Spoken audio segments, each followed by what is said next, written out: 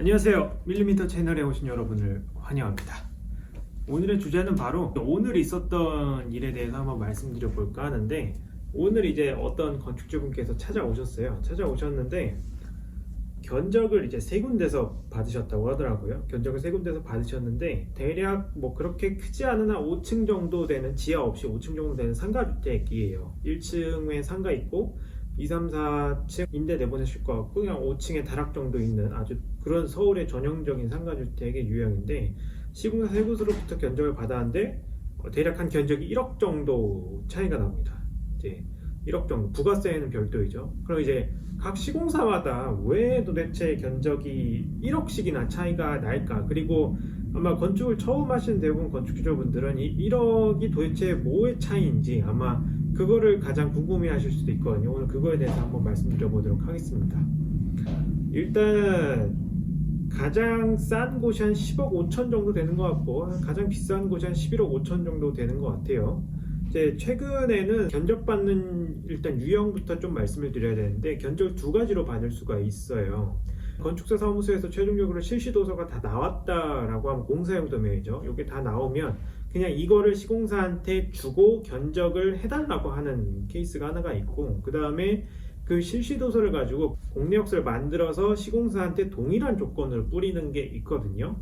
이제 각각 써야 되는 게 좀 다른데, 먼저 첫 번째로 공내역이 없이 그냥 실시도서만 넘겨서 시공사한테 견적을 받는 경우에는 어떻게 하면 좀 제대로 할 수 있냐라고 하면, 내가 설계를 의뢰한 건축사가 정말 막 실시도서를 정말 특기 시반까지 넣어서 되게 세세한 막 1mm 차이로 막 절곡을 해야 되고, 철판을 막 그렇게 했어요. 그런 경우라면 오히려 공내역 없이 실시도서만 넘기는 게 나을 수 있어요. 왜냐하면 그 디자인에 들어가는 노무비를, 그런 걸 해본 시공사들은 이거를 하려면 시공사가 얼마의 시간을 투입해야 되고 어떤 사장님을 불러야 할지 대략적 감이 있거든요. 그렇기 때문에 그런 경우에는 이게 내역 작업하는 사무소에서 그렇게 굉장히 디자인적으로 어떤 모양을 만드는 거에 대한 정확한 노무 내역 산출을 조금 만들기 좀 어려워해요. 그렇기 때문에 굉장히 내 디자인이 센 거 같은 경우에는 그냥 실시도서를 넘기고, 만약에 시공사가 견적을 내는데 좀 일정 비용을 요구할 수 있습니다. 왜냐하면 견적 내는 게 보통 일이 아니기 때문에 한 사람이 들러붙어서 한 2, 3주는 계속 그것만 해야 되거든요. 그렇기 때문에 비용을 요구할 수 있는데 그냥 주시고 하시면 돼요. 그래서 주는 게 맞습니다. 공짜로 해달라는 게 더 이상한 거예요. 시공사가 남는 것도 없는데.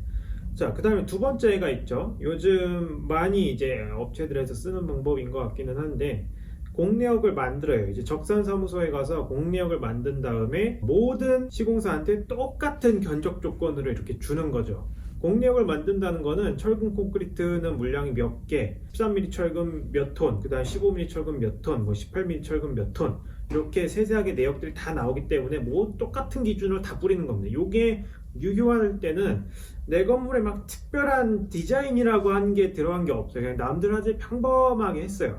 특기 시반 같은 게 없어요. 막 디자인을 막 심하게 간 것도 없고, 그냥 일반적으로 뭐 벽돌하거나 돌 붙이거나 뭐 타일 붙이거나 이렇게 했을 때, 이런 경우에는 이제 적산사무소에서 비교적 이제 표준화된 자재들을 다 투입해서 할 수 있기 때문에 이거를 공내역을 만들어서 시공사한테 줘도 나중에 이제 크게 어긋나는 게 없습니다. 왜냐하면 다 일반적으로 하는 자재들 가지고 믹싱을 했기 때문에.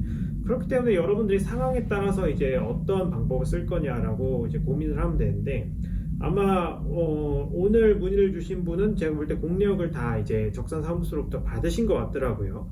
그럼 이제 그 상태에서 뭐든 다 똑같은 조건인데, 뭐 예를 들어 철근 13mm 짜리가 10톤이 들어가는데 어떤 데는 1,000원에 냈고 어떤 데는 1,200원에 냈다는 거죠. 이게 무슨 차이냐? 재료 같은 경우에는 도면이랑 뭐 CAD 기반으로 가기 때문에 구적을 다 계산을 하거든요. 들어가는 물량이 얼마, 그런 거를. 그렇기 때문에 재료비에서는 사실 그렇게 큰 차이가 없어요. 오히려 재료비에서 뭔가 되게 큰 차이가 난다라고 하는 거는 정확한 그 재료에 대한 스펙이 지정되어 있지 않기 때문에 그 재료비에 대한 가격 차이가 많이 나는 경우가 굉장히 많습니다. 예를 들어서 창호 같은 경우에도 보통 여러분들 이중창 많이 사용하시죠? 아파트에서 쓰는 거. 아파트에서 쓰는 자재가 최고라고 생각을 하시면 안 돼요, 참고로. 근데 조금 더 내가 집에 투자를 하겠다. 제가 항상 말씀드리는 거, 집에서 가장 몸값하는 건 창호입니다. 뭐 이상한 뭐 인테리어 자재 아니에요. 창호가 가장 몸값하는 건데 그 창호를 좀 보강하기 위해서 한 단계 업그레이드하기 위해서 시스템 창호를 썼다. 기밀성 좋은 그런 걸 썼다고 합시다. 그럼 이 도면에 어떻게 표기되어 있는 경우가 되게 많냐면 그냥 플라스틱 이중창 로이 복층 유리 24mm 그거 그렇게만 써 있어요. 그러면 시공사 입장에서는 이 창호를 사와야 되잖아요. 이 창호를 사올 때 도대체 어느 회사에 어느 등급의 창호를 사와야 되는지 아무런 표기가 안 돼 있기 때문에 그냥 제일 싼 거를 가져온다는 거예요. 근데 제일 싼 거를 가져와도 그 일반 건축주가 요구하는 아주 평균적인 누구나 아는 회사의 가장 싼 거를 가져온단 말이에요. KCC나 LG, 하이샤시 뭐 이런 데서 그냥 제일 싼 거 가져오고 만약 뭐 건축주가 창호가 왜 이렇게 비싸냐 뭐 어떻게 좀 더 공사 비싸게 만들어 와라 라고 하면 그냥 브랜드 없는 품질 인증만 받은 중소기업의 이름 없는 창호 중에 제일 싼 거 가져온단 말이에요. 그렇게 가져오게 되면 당연히 동일한 창호라고 할지라도 훨씬 더 가격 레인지가 넓어질 수밖에 없는 거죠. KCC만 해도요 창호 이중창 고를 때 아마 홈페이지 들어가서 보시면 아시겠지만 10개가 넘을 거예요. 어떤 창호 단면을 보면 넓이가 좁은 것부터 넓은 것까지, 그 다음에 레일이 어떻게 박혀 있는지, 핸들은 어떻게 되어 있는지 그런 거에 따라 천차만별입니다. 그런 거는 대부분 사용성에 긴밀한 관련이 있는 게 있고, 그 다음에 성능적인 면에서 조금 더 차이가 있는 경우도 있는데, 이거 중에 과연 어떤 걸 고를 거냐. 이게 아무런 지정이 안 돼 있으면 시공사에서는 제일 싼 거 가져와요. 왜냐? 건축주는 가장 싼 거를 원하니까, 가장 싼 견적을 원하니까. 그러니까 건축주의 그런 심리에 따라서 시공사가 제출할 수밖에 없는 겁니다. 근데 여러분들은 창호까지 디자인된 걸 사실 원하잖아요. 그렇기 때문에 요 견적을 받을 때는 반드시 그런 창호 같은 경우, 창호뿐만 아닙니다. 뭐 바닥재, 뭐 벽지, 그 다음에 뭐 조명, 외장에 붙이는 외장 재료, 그리고 그 재료가 요구하는 강도나 성능, 그 다음에 단열재, 그런 것들도 모두 다 어느 회사에 어느 정도 성능 이상이 나오는 거를 가져올지 지정을 해줘야지만 재료비에서 사실 큰 차이를 보이지 않을 수가 있어요. 자, 그러면 이게 다 세세하게 재료가 다 지정이 됐다고 가정을 합시다. 그럼 이게 다 재료가 지정이 됐으면 그럼에도 불구하고 1억 차이가 날 수 있거든요. 그 1억은 어디서 차이가 나느냐? 바로 이제 노무비, 인건비에서 차이가 나는 거예요. 아무리 뭐 세상에서 제일 좋은 창호를 가져온다, 뭐 세상에서 제일 좋은 뭐 원목마루를 내가 이 집에 넣겠다고 선택을 했다, 아니면 뭐 지붕에 칼라 강판이 아니라 진짜 유럽에서 쓰는 징크를 쓰기로 했다. 그렇게 하면 재료는 당연히 이제 견적을 그렇게 넣어야죠. 견적을 그렇게 넣어야 되는데, 문제는 이거를 만드는 사람들의 숙련도, 이게 곧 인건비잖아요. 그걸로 많은 가격이 굉장히 많이 차이가 날 수 있습니다. 최근에 코로나 시국을 거치면서 노무비가 굉장히 올라 있는 상황이기 때문에 이런 게 더 심해졌는데, 가장 단적인 예로 봅시다. 내장 목수에 대한 인건비를 좀 우리가 보면 아마 여러분들이 크게 체감을 나중에 하실 수가 있는데, 외장 같은 경우에는 사실 스케일이 굉장히 크기 때문에 이게 제대로 여러분이 좀 안 와닿아요. 그리고 아마 여러분들이 비계를 타면서 외부가 어떻게 이제 마감이 됐고 다 서로 다른 이질 재료가 만나는 부분에서 어떻게 뭐가 처리됐는지 캐치하기 되게 어렵습니다. 그래서 주로 이제 인테리어 부분에서 많은 건축주로서 지적을 하게 되는데, 이 지적에서 주로 이제 많이 나오는 게 바로 이제 벽과 벽의 모서리가 만나는 부분, 그게 이제 인코너 부분이 있고 아웃코너 부분이 있고, 그다음에 벽과 천장이 만나는 부분에 몰딩이 어떻게 되어 있고, 그다음에 벽과 바닥이 만나는 부분에 걸레바지와 기타 여러 가지 구성 요소들이 굉장히 인건비가 저렴한 분들, 그러니까 아직 초급 단계인 분들이죠. 그 초급 단계인 분들이 와서 인테리어를 만지기 시작하면 아무래도 이게 되게 서투를 수밖에 없거든요. 그리고 공법에 대한 차이도 있습니다.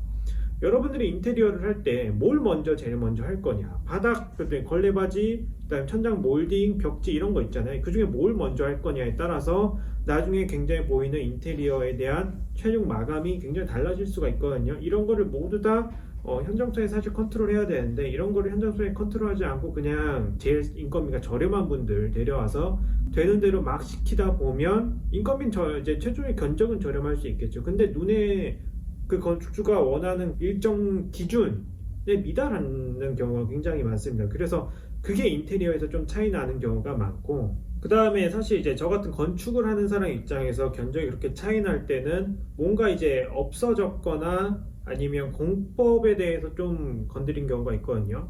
자, 건물을 만들 때 이거를 구축하는 방법도 되게 중요한데 크게 아마 여러분들이 와닿을 수 있는 것 중에 하나는 바로 일체 타설이 있습니다. 일체 타설은 뭐냐면 여러분들 공사할 때 순서가 어떻게 되냐면 골조 공사하고 그 다음에 창호 공사 먼저 하고 그 다음에 단열재 붙이는 겁니다. 가끔 골조하고 단열재하고 마감하고 창호를 가장 맨 마지막에 끼는 시공사가 있는데 개구부 마감이 가장 먼저 가는 거예요. 개구부 마감이.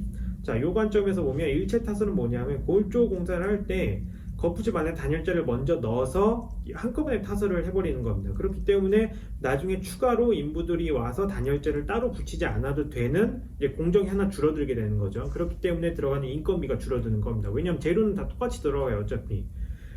근데 이제 일체 타설을 하게 되면 인건비가 줄어드는 대신에 무슨 문제가 생기냐? 인건비가 줄어드니까 당연히 가격이 싸지죠, 전체적인 가격. 무슨 문제가 생기냐 하면 거푸집과 거푸집 사이에 이제 폼타이라는 걸 제거를 해줘야 되는데 그 폼타이 제거가 안 되고요. 그 다음에 개구부 주변, 특히 창호 설치할 때 개구부 주변에 방수 테이프 처리 혹은 기밀 테이프 처리가 하나도 안 되기 때문에 창호 후시공을 자연스럽게 공정으로 녹여버릴 수 없는 상황이죠. 그래서 대부분 일체 타설한 집들은 일단 열적인 면, 에너지적인 측면에서 굉장히 불리하고 그 다음에 단열재와 단열재 사이에 맞붙는 그 조인트 부분이 이 밀실하게 채워지지 않기 때문에 내부에 콘크리트를 타설할 때 단열재와 단열재 사이로 이렇게 삐집고 나온단 말이죠. 거기도 사실 선적인 열교가 발생할 수밖에 없는 거죠. 굉장히 이게 나중에 딱 이때 보면 되게 면이 지저분하게 나와요. 지저분하는 건 뭐 둘째 치더라도 그게 다 열교이고 그게 다 겨울로 곰팡이 위험의 요소로 작용할 수 있기 때문에 굉장히 좋지는 않죠. 그리고 창호 부분도 마찬가지로 방수 테이프를 외부에서 할 수 없기 때문에 누수의 사실 직접적인 원인이라도 봐도 무방합니다. 창가에서 물 새는 경우에 사실 파라펫 쪽에 두껍이 문제인 경우가 많거든요. 거기도 사실 돌로 하는 경우 많잖아요. 돌로 하고 그 다음에 난간 설치할 때 이제 돌을 뚫어버리고 하는 경우가 굉장히 많기 때문에 그런 경우에서라면 더더욱 일체 타설을 하지 말아야 됩니다. 근데 그 일체 타설을 하고 이제 싸게 어필할 수 있다. 싸게 우리 공사할 수 있다라고 어필하는 시공사가 굉장히 많고 건축주분들 그걸 잘 모르기 때문에 그런 거를 이제 선택하시는 경우가 많아요. 그래서 저 같은 경우에는 그 시공사 견적 조건에서 애시당초 일체 타설은 못한다라고 하고 저는 그렇게 원칙을 세우고 딱 견적을 받습니다. 그리고 자재 줄이는 것 중에 하나가 그다음에 또 하나 있을 수 있는 게 지붕. 며칠 전에 오신 분인데 지붕을 샌드위치 판넬로 하겠다라고 도면을 받아오고 견적까지 받아오신 분이 있더라고요. 아주 기가 찰 노릇입니다. 지붕 같은 경우에는 굉장히 조심해야 되는 부분이에요. 일단 우리가 이 거주하는 공간 자체의 구축에 대한 순서를 보면 구조, 그 다음에 물이 안 새야 되죠. 열, 따뜻해야 되죠. 그 다음 디자인이거든요. 이 두 번째 단계인 물에서 샌드위치 판넬을 지붕으로 쓴다는 거는 말도 안 되는 거이기 때문에 그런 식으로 약간 줄여서 오는 경우가 있습니다. 어쨌든 그 샌드위치 판넬과 샌드위치 판넬 만나는 부분이 사실 제일 중요한데 거기를 그냥 실리콘으로 덕지덕지 칠해놓고 버티겠다는 거거든요. 지붕 같은 경우에 상당히 우리나라에선 기후 조건이 약조건이기 때문에 그 실리콘 덕지덕지한 게 얼마나 가겠습니까? 길어야 2년입니다. 길어야 2년. 보통 1년 안에 그런 집들은 다 누수가 일어나게끔 되어 있어요. 그렇기 때문에 그런 걸 좀 조심하셔서 무조건 싼 게 좋은 게 아니라 왜 싼지 건축주분들이 이걸 알아야 되고 그 싼 거를 내가 받아들일 수 있는 수준의 저렴함인지 그거를 꼭 짚고 넘어가셨으면 좋겠습니다. 그래서 견적 받으실 때 꼭 주의하셔야 되고 웬만하면 이거 설계를 해주신 건축사 사무소한테 비용을 얼마 더 주더라도 견적까지 좀 같이 해달라. 이제 시공사한테 견적 뿌리는 거, 그다음에 견적 취합해서 이 견적이 맞게 들어왔는지 보는 거, 빠진 사항 없는지 같이 검토하는 거, 요거까지 같이 해달라고 해서 계약을 한 게 맞습니다. 설계비는 사실 이런 데 쓰라고 있는 거예요. 그렇기 때문에 설계비가 저렴하게 할 수가 없는 겁니다. 이 모든 여러분들 앞으로 겪으실 큰 돈 들어가는 거에 대한 모든 걸 다 좌우하는 게 다 설계 쪽이기 때문에 여러분들은 전체적인 사업계획 세우는 설계를 소홀히 하시면 안 돼요. 그렇기 때문에 반드시 꼭 이런 견적 작업, 그다음 시공사 선정 과정까지 할 수 있는 건축사와 함께 해주시길 바라겠고 그렇게 하시는 게 여러분의 스트레스, 그 다음에 여러분의 사업 리스크를 줄일 수 있는 가장 좋은 방법이란 거 말씀드리면서 오늘 영상은 여기서 마치도록 하겠습니다. 저희 밀리미터 채널 좋아요, 댓글, 구독, 알림 설정까지 부탁드리고요. 저희는 다음에 더 유익한 컨텐츠로 돌아오도록 하겠습니다. 안녕.